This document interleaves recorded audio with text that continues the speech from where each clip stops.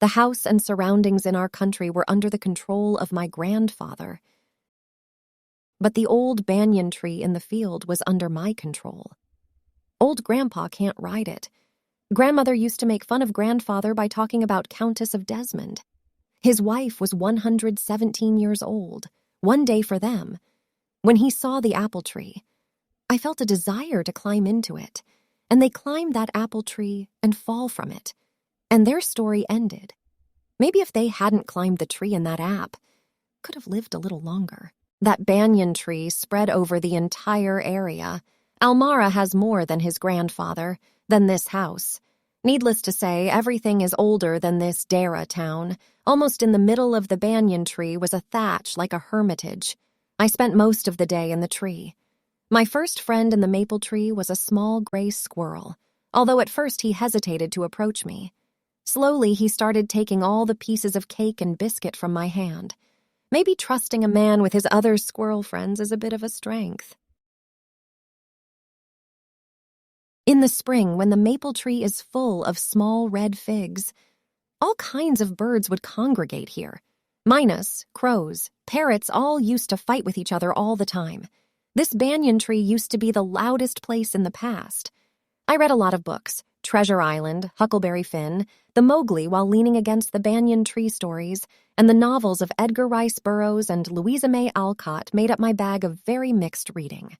When I did not feel like reading, I could look down through the banyan leaves at the world below, at hanging up or taking down the washing, at the cook quarreling with a fruit vendor, or at grandfather grumbling at the hardy Indian marigolds which insisted on springing up all over his very English garden. Usually nothing very exciting happened while I was in the banyan tree, but on one particular afternoon I had enough excitement to last me through the summer. That was the time I saw a mongoose and a cobra fight to death in the garden while I sat directly above them in the banyan tree. It was an April afternoon, and the warm breezes of approaching summer had sent everyone, including grandfather, indoors. I was feeling drowsy myself and was wondering if I should go to the pond behind the house for a swim, when I saw a huge black cobra gliding out of a clump of cactus and making for some cooler part of the garden. At the same time, a mongoose emerged from the bushes and went straight for the cobra, on a battlefield under a tree. They came straight under the blazing sun. Cobra knew only too well that the gray mongoose, 3 feet long, was a superb fighter, clever and aggressive. But the cobra isn't bad either. Cobra was skillful and experienced fighter too. He could move swiftly and strike with the speed of light, and the sacs behind his long, sharp fangs were full of deadly venom. Indeed, it was a battle between heroic warriors. The cobra moved his tongue in and out in challenge. The cobra raised 3 of his 6 feet off the ground and spread his broad, spectacled hood. The sun shone and half of him shone. If it is mongoose, let him hold out his sword. The hairs on standback stood up. Though the combatants were unaware of my presence in the banyan tree, suddenly 2 more guests came to that place. One was a myna, and other was a crow. They fixed their positions on the cactus plant to watch the battle between the mongoose and the snake. Cobra is bringing out the style of defense. Undeterred by the attack, the cobra moved side to side. Cobra's plan was to somehow tempt mongoose to make a leap with him. But he knew the tricks in his opponent's eyes, so instead of looking the cobra in the eye, mongoose began to attack by focusing his attention under his paws. Moving forward quickly until he was just within the cobra's reach, he made a feint to feint one side. Immediately the cobra struck. His great hood came down so swiftly that I thought nothing could save the mongoose. But mongoose jumped neatly to one side and darted in as swiftly as the cobra, biting the snake on the back and darting away again out of reach. When the cobra attacked mongoose, the crow and myna flew towards the cobra as spectators. But they bumped into each other. They had quarreled with each other and returned to their old position. A few drops of blood glistened the cobra's back. The cobra struck again and missed. Again, the mongoose sprang aside, jumped in, and bit. Again, the birds dived at the snake, bumped into each other instead, and returned shrieking to the safety of the cactus. The third round of the battle between mongoose and cobra was almost the same as the first round. Difference for one incident. The spectators' crow and myna flew towards the snake again, but this time they missed the target. Although the myna took off and flew back to the cactus, the crow could not fly away in time. As it flew back and tried to come to the cactus, the cobra struck the crow violently with its claw. The poor raven flew for a while with that side to this side, then fell down, flapped its wings for a while, and then came to rest.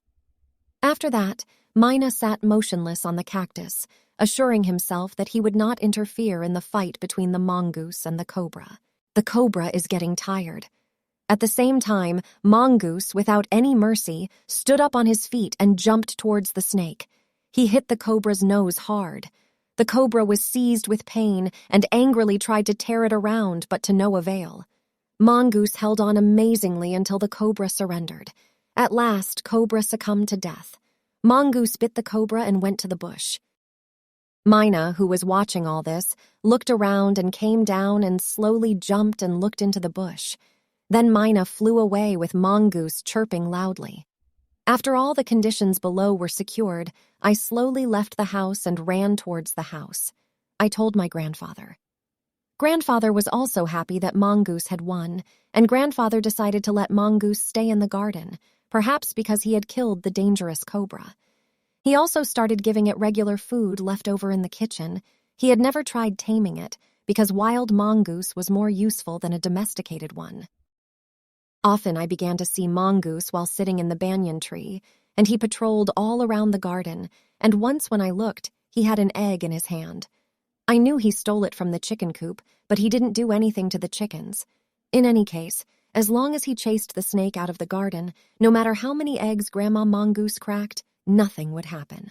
The banyan tree was also the setting for what we were to call the strange case of the gray squirrel and the white rat. The white rat was grandfather's. He had bought it from the bazaar for 4 annas, but I would often take it with me into the roots and branches of the old tree. Banyan tree, where it soon struck up a friendship with one of the squirrels. They would go off together on little excursions among the branches. Then the squirrel started building a nest. At first, she tried building it in my pockets, and when I went indoors and changed my clothes, I would find straw and grass falling out. Then one day, grandmother's knitting was missing. We hunted for it everywhere, but without success. Next day, I saw something glinting in the hole in the banyan tree. Going up to investigate, I saw that it was the end of grandmother's steel knitting needle. On looking further, I discovered that the hole was crammed with knitting.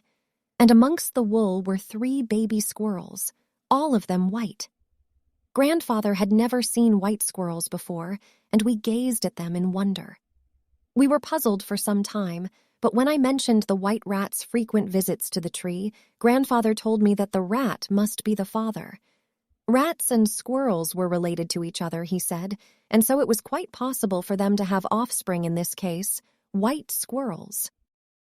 Subscribe for more video like this. I will must try to make animated videos about all chapters in Tenthi. Anyway, thanks for watching.